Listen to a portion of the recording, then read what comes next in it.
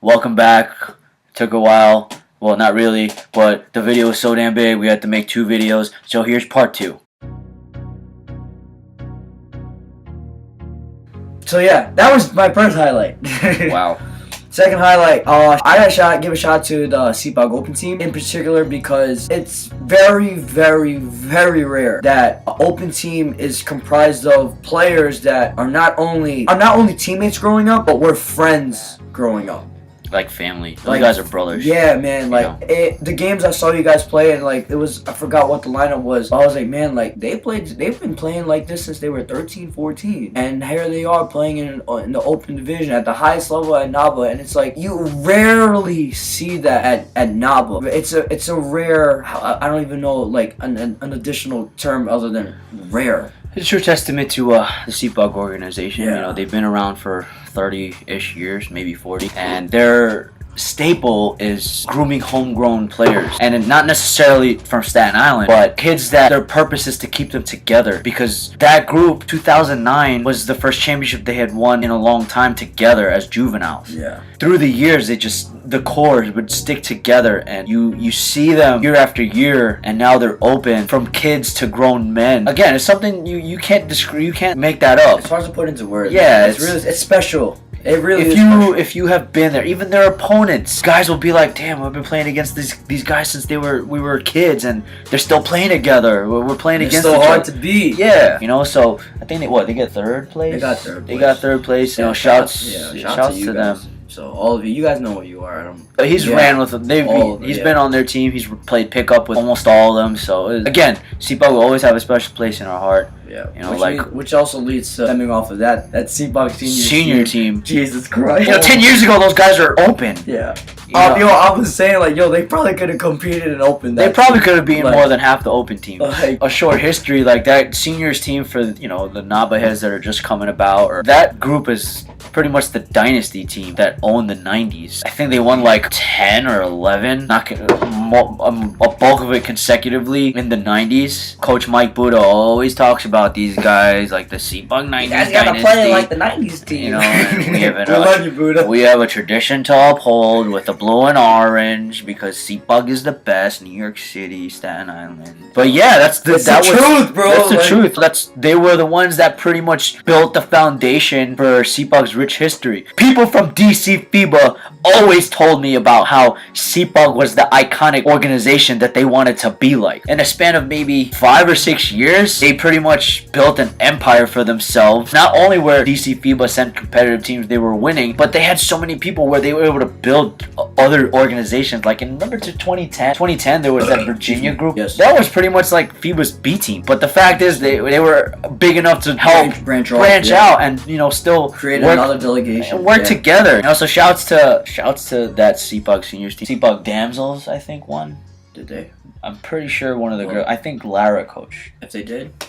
Yeah, Lara, who is a multiple CPOG champion with the girls team. The original girls team. Like when they first started. Girls. Yeah, they ended up winning division, so good for them. The juvenile championship game. I wouldn't say this is a highlight. I could have probably included this in like the competition. The juvenile championship game basically embodied what today's basketball world is about, which is the damn 3-point line. 3 balls. Oh my god. It was really fucking fun to watch. It was a stretch in the second half where 2 to 3 minutes, maybe even 4, where every shot taken by both teams was a 3-pointer, whether it went in or it didn't. A lot of them went in because it was like 95, 93. We actually saw a couple games that went into the 90s and 100s. Yeah. The 3-ball was getting thrown up a lot. So it was entertaining. Don't get me wrong. It was still really fun as a spectator. But if I'm a coach or if I'm a player from the generation that I grew up in and the generation I played in, I'm like,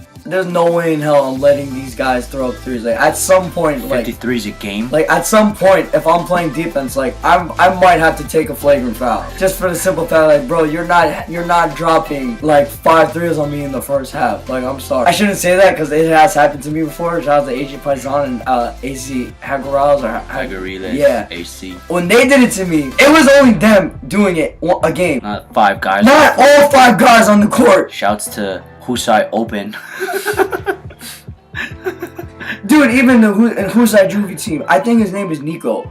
The guy's like 6'5", maybe. The big man. Yeah, the guy was shooting threes. And granted, and if he's playing outside of Filipino basketball, I get it. You need a 3-ball. Growing up, we were always accustomed to, if you're the biggest guy, you gotta play in the paint. Post. Yeah, so that's what I'm used to. Seeing him shoot the three and shoot it really efficiently was really entertaining and really dope. Fun. It was still a little off for me because if I was playing, I'd tell him, yo, just eat in the paint, bro. I'll get it to you. You can ask Carlo. I'll get it to you. But yeah, stem off of that, watch that juvie championship game, and Winnipeg won. And shout outs to you guys. Congrats, Atariza or Titariza. Atariza. Yeah. I spoke to her and she was like, the juvies have a good chance of Winnipeg. We talked about this. The Winnipeg Filipino basketball community as a whole through the years. In fact, his very first intercity game was against a Winnipeg team. And that was pretty much our eye-opener to how Filipino Canadians play the game. It's similar to other Filipino Canadians, but the fact it was Winnipeg. The Winnipeg City Filipino population being involved with having been to 2 tournaments, it's safe to say that they have a very consistent breed. Generation after generation, they produce very good teams. Competitive teams. Why do we say that? Because year after year, generation after generation, you'll see Winnipeg teams consistently make the second day, no matter what tournament it is. It's very rare, whether it be FBA or NABA, it's very rare to see a Winnipeg team get eliminated the first day. Why? I don't know what the programs are like up there, but we don't know what they're feeding them. Yeah, what air they breathe or the water they drink. But for some godforsaken reason, it's like... Well, stop being competitive. No, not that. Y'all, no, I'm kidding. No, I'm not. You got guys like, alright, in his generation, there was guys like Mark Garcia, there was the Blanca Bros. Shout out to you. These guys, Vinny, remember Vinny? What's his name? Yeah. Vinny Munoz. Yeah. These guys, the Valera brothers. There's a bunch of you that, I'm gonna be honest, we don't even know your names, but every time we see you, we're like, we gotta play these guys. Now, granted, in defense of his generation, you could ask some of those guys, they would do well at NABA, but they would hit that wall of either North Jersey or New York, especially in NABA. So, like, what year were you and AJ? Pretty much 93s, 94s? 93, 94, yeah. So that age range from 2008-ish or even 2006 when you played them as peewees. Okay. We didn't play them in 07. I was thinking about this in my head. I played Winnipeg 05, 06, 08, 09. I didn't play 2010, not 2011. Mm-hmm. And then 2012 twice. 2010, we didn't play them in 2010? No, we didn't. Thank God we didn't. Because they played they played JSAG. And JSAG beat them. Right, okay. But either way, it's like, regardless if they didn't win a championship, they were always a top 3 or 4 team. So shouts to the entire Winnipeg Filipino basketball community, because even when we went to FBA, their youth teams were just out of this world. Like, they were competing, and it's not just like competing to participate, they were competing to win. And they'd always be a second day top 3 team consistently. With that being said, you were talking generations, and this year the bulk of Canadian delegations in NABA was like Markham, Newmarket, Ajax. It said on their uniform, which they were listed. Some brackets were as Toronto, Newmarket, Windsor.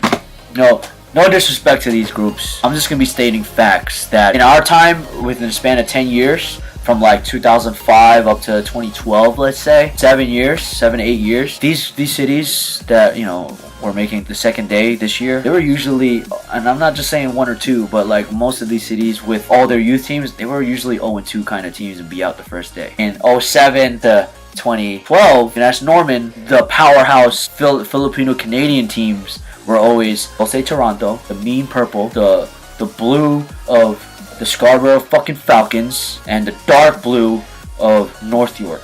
A lot of our friends came from those organizations, and I don't know, I hear things here and there, there was no set leadership after a certain organization or some certain politics, and they just disappeared, and they're like split up into different organizations now. Granted, there's 5 tournaments and 5 different, the GTA Greater Toronto area is just that big, where they have so many teams now. That's what made NABA so special in that span of 7 years, because you got those 3 powerhouse organizations, right? And then there was CPUG, there was North Jersey, and Kalahi here and there. They 2008 CJ Cruz's juniors. Juvie team. Shout out to Mike Mays. Mike Mays, the Kalahi team of 2012, the Juvie team that beat the first group of LA. Show up in an X amount of years. Shout out to my team. Yeah.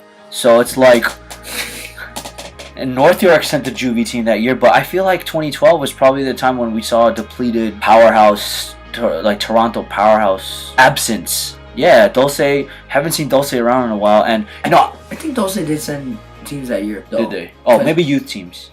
Because I Younger remember, teams. I was talking to this with, I think it was Brandon Abrenica and Tim Eugenio. Yeah. That their Bantam team. Yeah, they made the championship. And they played Dulce. And they played With Dulce Dulce. with Christian David, that tall, that really good Filipino Canadian. Either way, it's like, that's what made NABA so competitive. Like, they had some of the strongest Canadian competition going there, and now it's like, nothing against Newmarket. I'm glad that they could go. Nothing against Markham or, I saw CCAT uniforms, which was Dulce, but it's not like the old Dulce. I saw Scarborough. Scarborough was at NABA this year, but it wasn't the Falcons. At one year I called Scarborough the City of Champions. The next year I called Dulce the City of Champions. And, shouts to like Justin Taylor Ramos and Cornell. That group was unbeatable at one point. Jason Lomboy, his group, General Almasol, Jeremiah, Val Madrid, AC. Then, there was Paulo Reyes, the RJ Ramirez, that whole group, like the 93s of Toronto, that was GTA. Pretty damn good. I will put that generation up against any generation of today. It'll be good, those were fun teams to play, and that was pretty much like when NABA time came around. It was that group and him, AJ, Carlo, like they were, and then the Winnipeg group, Montreal, shit. Montreal in there. Shouts to Ryan Agana and his batch, Nathaniel and Mark. There's more of you that we know and we respect. Carlos, that's a fun generation, and that's what makes NABA special to us, at least, because NABA 2009 Thursday night we're having dinner at General Almasol's house, and the following day they find out, if they win their first games, they're gonna play. We played against them. Our opponents. We were just having dinner at the opponent's house. Yeah. That's the relationship that we built with our friends, and it's not. That's what makes it so different now. It's just not the same. It's just how we went about with NABA. That's true. Like, we used to get like made fun of and shit. Like, yo, why are you making friends with Canadians? This and that. And it was like, yo, like, why not? It's just. So people would hate us for. Like, they would hate on us for making friends, and then they would hate on us for giving daps and giving pounds to like literally everybody at NABA. This spanned from like 2008 all the way to 2012. Why wouldn't we dap them? Like, maybe we can recruit them for future tournaments. People of today don't realize like the Canadians were a threat. Scarborough, Dulce, and North York were a threat. They were a top 3 Canadian, and they were always in the top 5, top 6, and always make the second day. I think I'll add to that what he's saying. There was a year where we would like prepare for NABA. Like we had an idea of like certain teams, who they had, and I just remember saying like, I don't know who this team will have, but they have a history of sending good teams. And it would be among those 3 of Scarborough, Falcons, Dulce, and North York. Like, we're not sure who they're going to field, but we know for a fact that it's going to be a hard-fought game if we have to play them. Yeah, and like, that's how much we were preparing. Like, I don't want to say afraid or intimidated, but that's how much we were like, we respected. We respected them. I had my sources in Canada. They gave me scoop, and then I would give the truth. Secrets out. I used to. Secrets out. Nobody paid me, okay? Nobody paid me. But the fact, the secret agent, 00 agent. Was I James Bond? No, but I did give scouting reports of certain teams here. But it really didn't matter because what happened in the game, coaches make adjustments, yada yada yada. With all that being said, I'm not taking anything away from the Canadians that came this year. I'm just saying that before, the teams that did well this year and even last year, they were kind of in the backseat of powerhouse orgs before. They're doing good if they make the second day. Hopefully they come back next year. Next year, NABA's in Montreal. Yeah. Your last shout out. My team, my squad, Palooza, Brooklyn, a bunch of misfits. So I was supposed to play, screwed up my knee about 3 or 4 weeks ago. Couldn't play with EJ. I'm still gonna go, probably help coach. And man, that shit, not only was it fun, But man, like, we overcame a lot of my expectations. So I gotta give a shout out to all 9 of you. Hayward, John, Nico, Near, my man, Ernie, Marlon, Jarrett, Jacob, and Brandon and Brenica. Brandon's brother played for who's that? Yeah. What we did that first day is something that's shocking, remarkable. Storybook. Like I wasn't. It was sad as It was beyond satisfying. For me, I know I kept saying how much we should win this championship, but that alone, like what we did that first day, is something was championship like experience for me. And I know we came up short today because it's Sunday night right now, as you can tell from my voice. Man, like I just want to say thank you to you guys for giving me your very best as Coach Herb Brooks. Man, like everything you guys, the heart and passion you guys showed is just a reminder to me that I had really good teammates growing up. Yeah, these were guys that he grew up playing with and against. So thank you again. Y'all are right.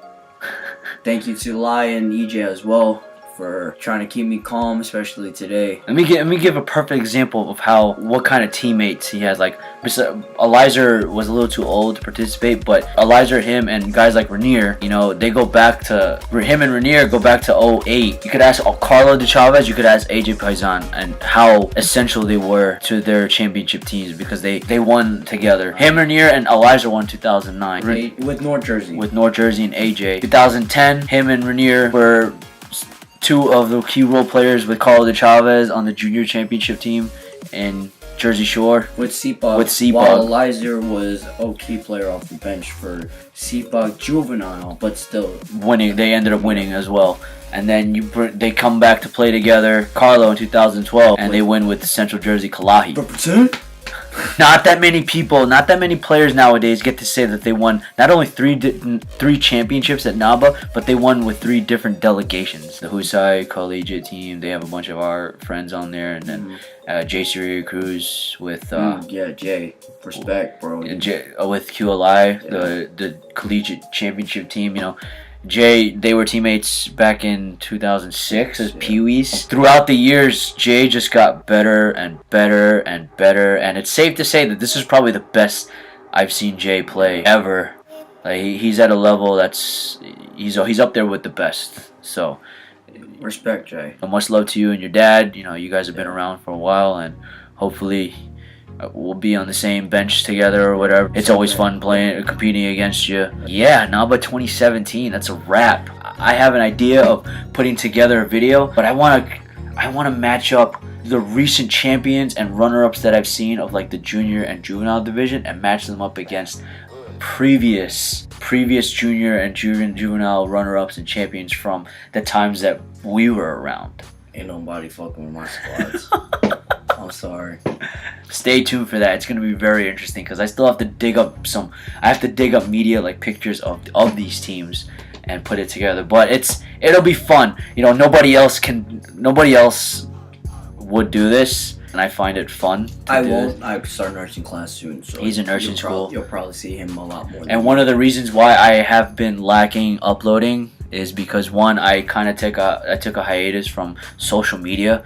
And the only thing I have right now is pretty much YouTube. It'll be up to him to share my shit. But eventually, once those videos are up, I might make a comeback to Facebook just to share that link of when I upload it. But for the most part, I started a new job. I worked at a hospital. I worked at full-time pension with benefits. So I can't really fuck this up. At the same time, this channel is still up and running. It's just going to be a while until we get videos back up. Former coach Robbie Rise.